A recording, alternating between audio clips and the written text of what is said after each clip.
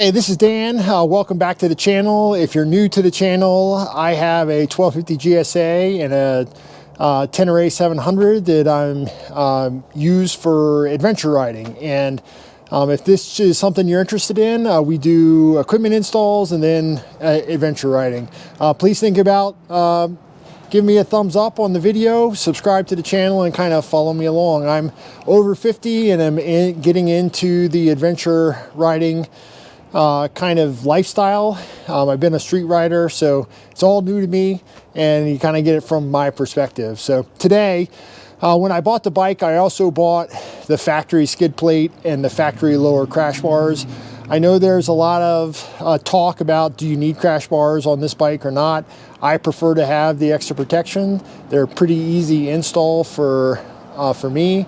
I know on my 1250 GSA, they've come in more than clutch on the times that I have put the bike down in some rocky areas. So a little extra protection is good in my behalf. So we are going to take off that stock skid plate, which is basically just some thin aluminum, and put the factory skid plate on, and we'll bolt up the lower crash bars.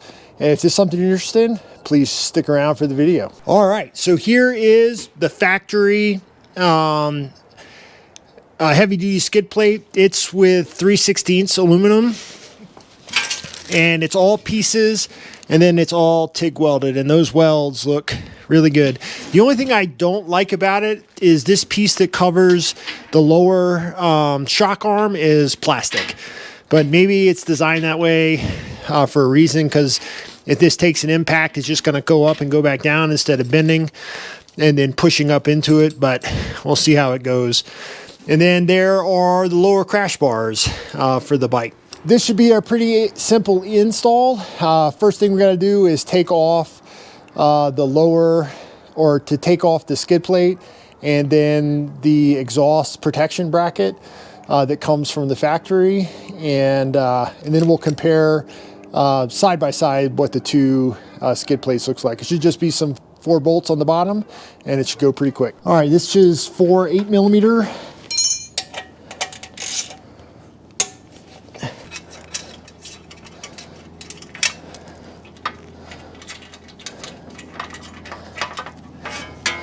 All right, that's it. Comes right down. And then we just got 4 of these 3 of these hex bolts for the stock exhaust bracket.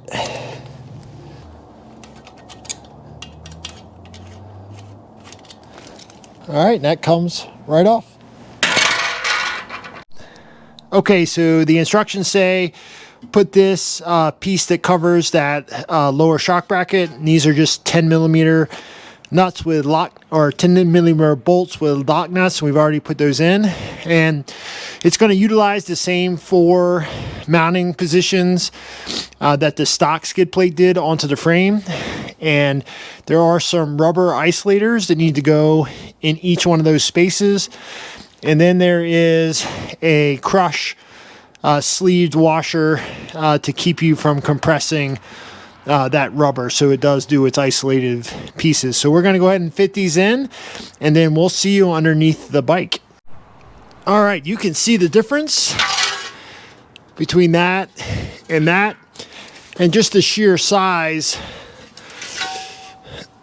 Like the stock skid plate fits inside of the stock or factory upgraded skid plate, so you're going to get much better coverage. So these you put the rubber in, and then you put the insert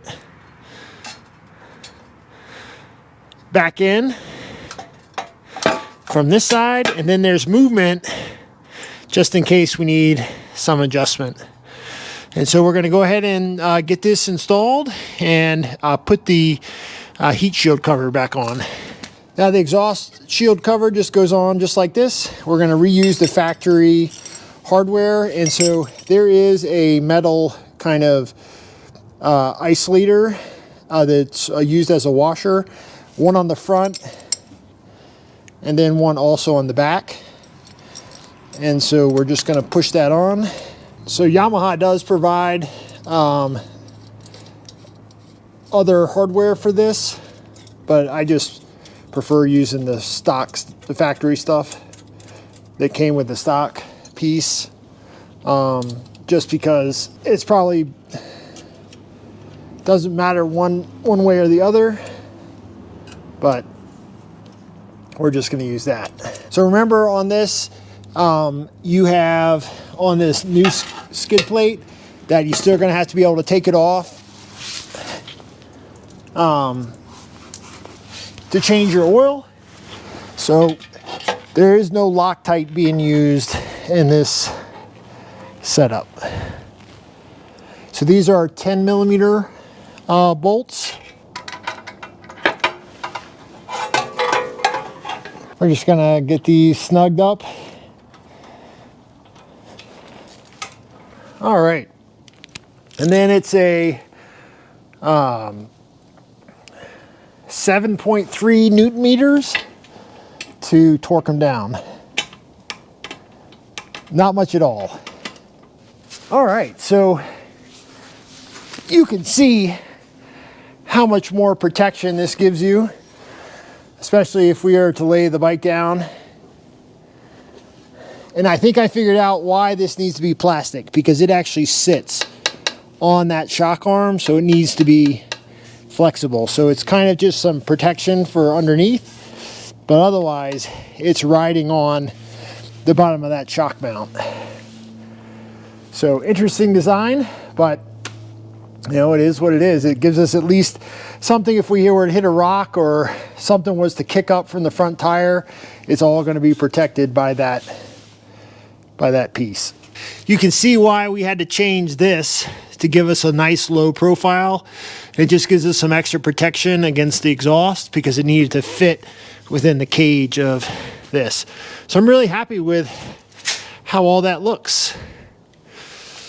All right, so let's get to the crash bars. All right, these lower crash bars are pretty simple to set up. Basically, we use a bolt on the frame right there and a bolt on the frame right there.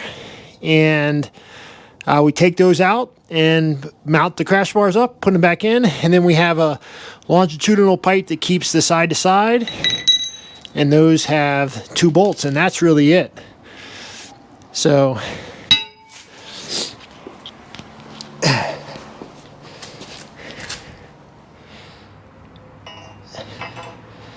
basically they fit kind of like this, and the goes through, I guess, right below the exhaust once it gets mounted up. So we'll take these bolts out, get this side mounted on, and go from there. Should just take a few minutes.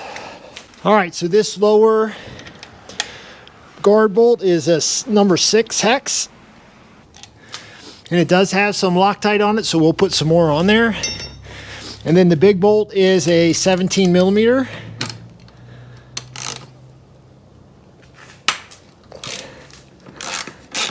All right, and it has a washer that we need to reuse.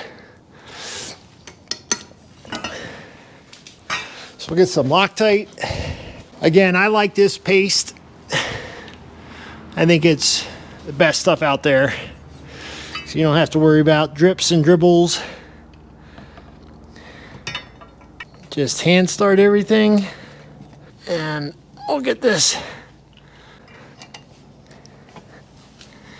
All right, so we got that side installed, and we went ahead and placed the crossbar in place, and then it's really just rinse and repeat. We'll take this bolt out and this bolt out, and then get everything put back together. So I'll come back to you once it's done. All right, well, it's gotten a little bit dark tonight, so we'll see you tomorrow and finish this install off and show you what it looks like. So I'm going to finish up tonight with torquing the bolts. So the crossbar bolts are 16 foot-pounds. The motor bolts to the frame are 55 foot-pounds, and the rear bracket bolts are 22 foot-pounds. So that being said, we'll go ahead and button this up, and then we'll see you tomorrow. All right, as promised, it is the next day, and here is our install. You can see the skid plate looks nice. Nice thing about these factory crash bars is it really doesn't change the profile of the bike.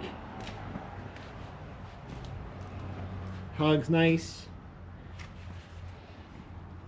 And so this is really just protecting the plastics and keeping the engine from hitting whatever is right here.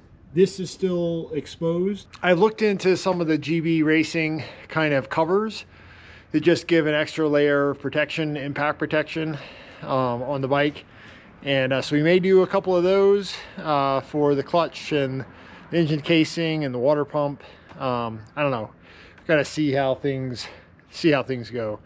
A lot of people say you don't need these crash bars, but I do like having them there just in case. I'd rather have them there and not need them than wish I had them. So pretty simple install, just basically 3 bolts. The main bolt here that connects the frame to the engine, this mount here, and then we have the center bar that gives you structural side to sides. And then the skid plate was pretty simple too. So hope you guys got something from the video. This is the way to install your Yamaha skid plate and crash bars, lower crash bars for your 2025 Yamaha Tenere. Super simple, and like most factory parts, they bolted right up. If you made it this far, give yourself a big thumbs up, consider subscribing, and we will see you next time we're working on the Tenere.